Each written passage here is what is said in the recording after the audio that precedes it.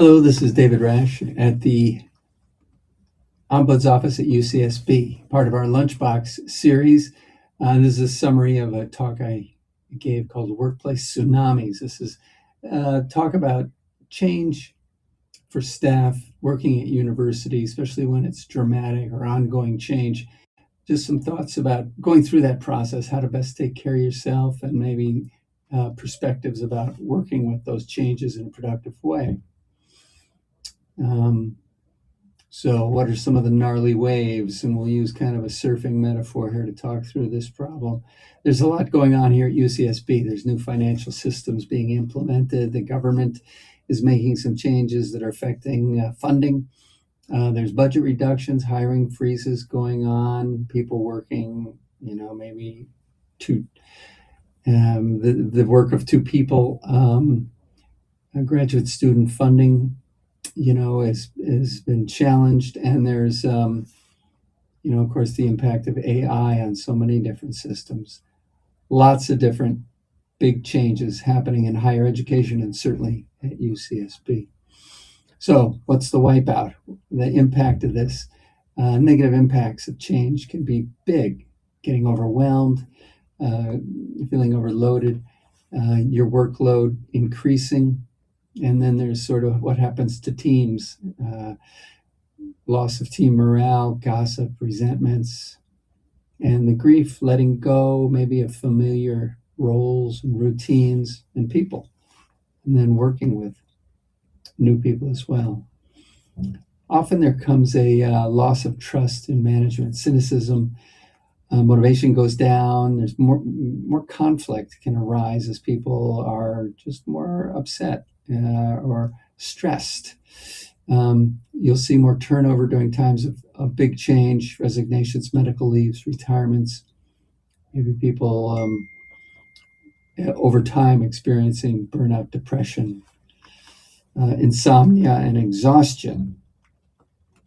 All right.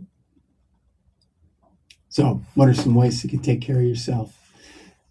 Pop up. When you pop up and surfing, it's you're going from laying on the board to stepping up and dropping into the waves, all the waves of change. And one of the ways to do that is to keep your balance. Focus on what you can control. This sense of feeling out of control, or that someone else is making decisions that are, affecting your life, that can trigger a lot of alarm in our systems, and fear, as well as resentment. So if you think about the issues you can control more and what you enjoy about your work and the people you enjoy at your work, remember to keep some attention on those aspects in addition to whatever's happening that's maybe more challenging. And if it's a question about knowing if you'll be able to learn what you need to learn or function in the new role, just remind yourself that it takes time.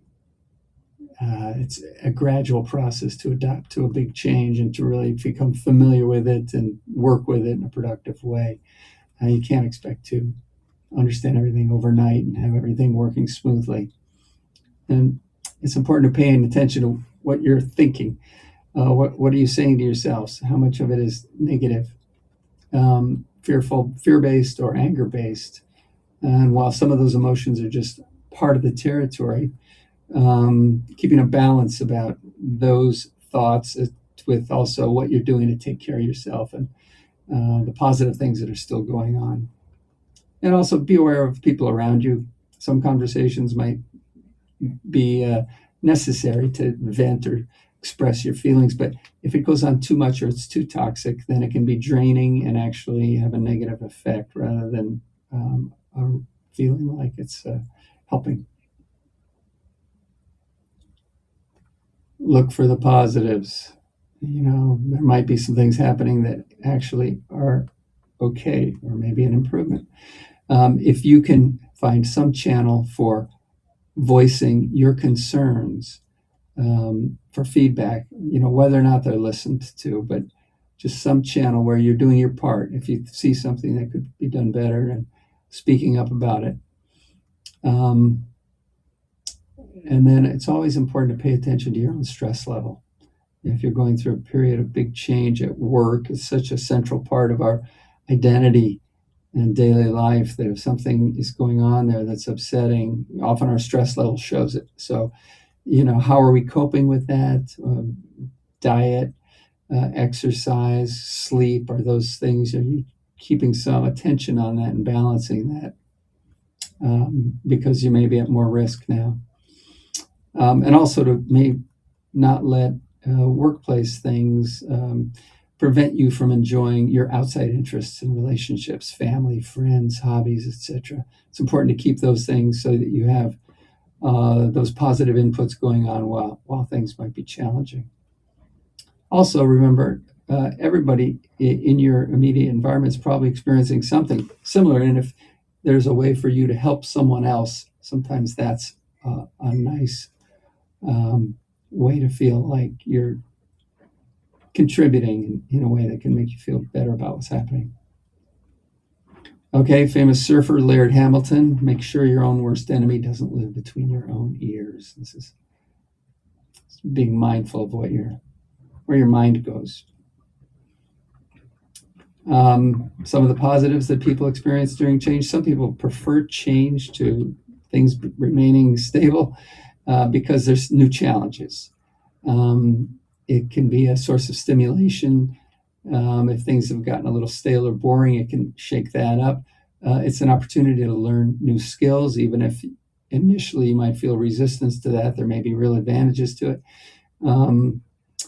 Shifts in teams, supervisors, personnel can create new relationships. Some of those might be unexpectedly positive for you, as well as creating a doorway for new career opportunities that you might not have seen otherwise. And of course, at base, if the changes actually do what they are intended to do, there should be some organizational improvement happening along the way. So things just might run better. And there's a professor enjoying workplace change as he comes out of the tube surfing. Hopefully, you can all find a way. There is help through the Ombuds office for neutral, confidential consultation about any UCSB-related issue. You can get a hold of our office to do that. And if you want to make an appointment, just call. And thank you. And I hope you manage your changes at work in the best possible way. Bye.